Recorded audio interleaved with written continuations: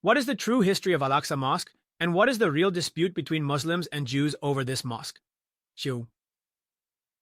Find out in this video. Countless blessings and peace be upon the noble Prophet, the seal of the Prophets, peace be upon him and his family. Esteemed viewers, we are here with another most authentic video based on Islamic history and information. Ladies and gentlemen, the series of atrocities by the Jewish state of Israel on the sacred land of Palestine continues. Especially this time, during the holy month of Ramadan, Jewish forces violated the sanctity of Al-Aqsa Mosque by not only launching rocket attacks on the mosque but also targeting Muslims engaged in Taraweeh prayers with violence, which has left the entire Muslim Ummah in grief. In these ongoing operations by Israeli forces, hundreds of Palestinians have been martyred so far. Dear viewers, what is the real conflict between Palestine and Israel regarding Al-Aqsa Mosque? And what is the history of this tension? What exactly do Israeli Jews want from Al-Aqsa Mosque? Furthermore, what religious beliefs, ideologies, and emotions do Muslims associate with this mosque? All these questions are among many important questions related to this conflict, the answers to which you may not have heard before. To know the complete, detailed, and truth-based answers, stay with us until the end of this video. I am confident that by watching this video, you will be able to fully understand this conflict. Distinguished ladies and gentlemen, the Al-Aqsa Mosque compound, known as the Temple Mount in Judaism, is located in the Old City of Jerusalem. It is a place that is the most sacred for both Islam and Judaism and has long been a significant site in the relations between Israel and Palestine. This location is the third holiest site in Islam and the holiest site in Judaism. It is a historical backdrop to the ongoing tensions between Israel and the Palestinians. And the current situation is just one link in the chain of events that have occurred over the past century.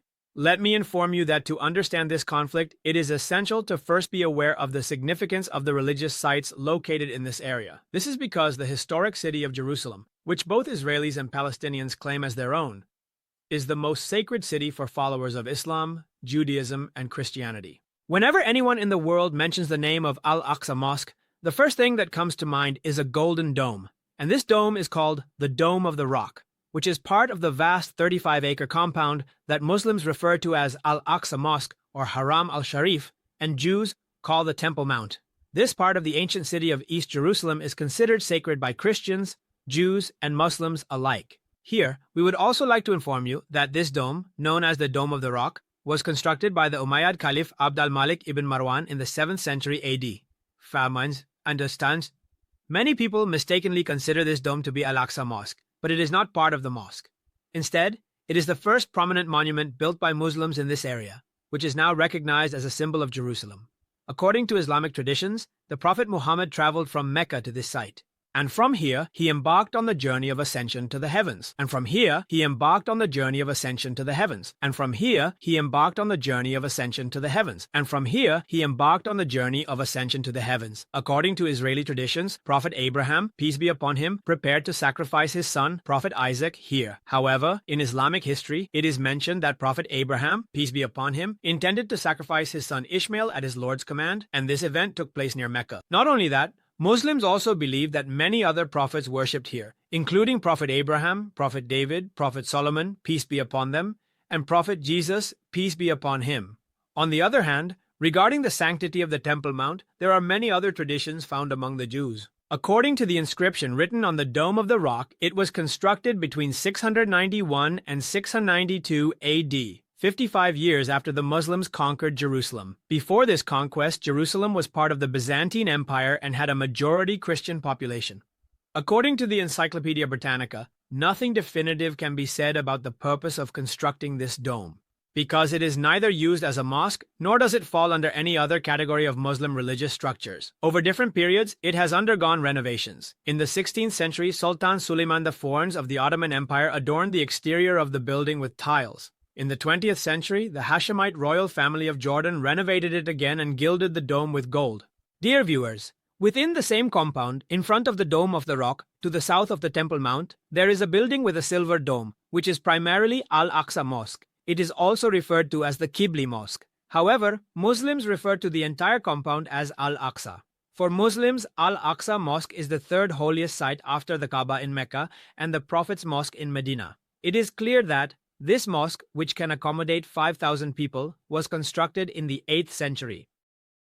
To the west of this compound is the Western Wall, where Jews worship and visitors also come here. According to Jewish historical traditions, this wall and the surrounding structures are remnants of the Great Temple Mount, where the sacred Jewish temples once stood, which were first destroyed by the Babylonians and later by the Byzantines. Since this wall is now part of the larger walls of the compound, which also includes Muslim structures like the Dome of the Rock and Al-Aqsa Mosque, disputes often arise between Arabs and Jews regarding control and access to the wall.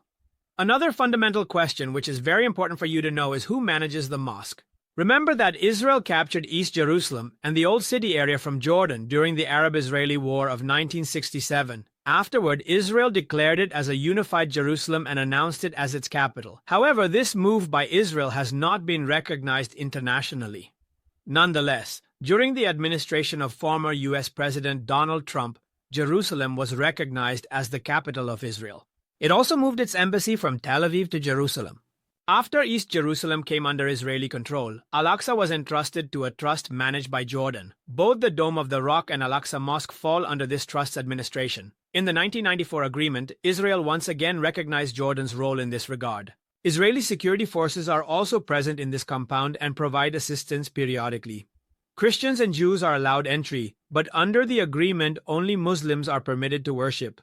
However, after the Israeli occupation of East Jerusalem, residents of the West Bank and Gaza Strip must obtain permission from Israel to enter Jerusalem before they can access the mosque's compound.